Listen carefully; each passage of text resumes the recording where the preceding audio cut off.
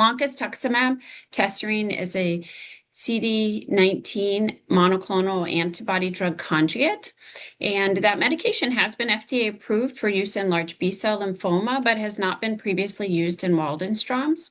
So in this initial trial, we are planning to enroll 20 patients. We have preliminary data that we are presenting that shows an overall response rate that is quite exciting. In terms of the patients that are evaluable and presented, we have 14 patients.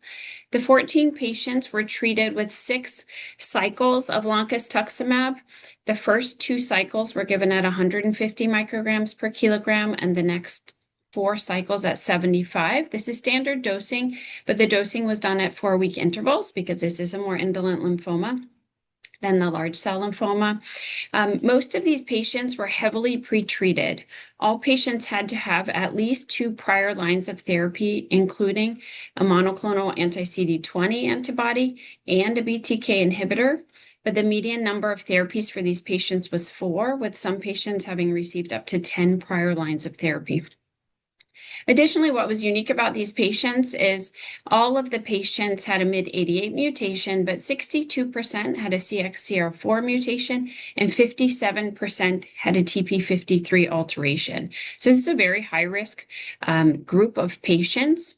The patients seemed to tolerate the therapy quite well overall and achieved a very excellent response rate. So with a median follow-up of just over 12 months, the overall response rate is 93%, with a major response rate of 86%.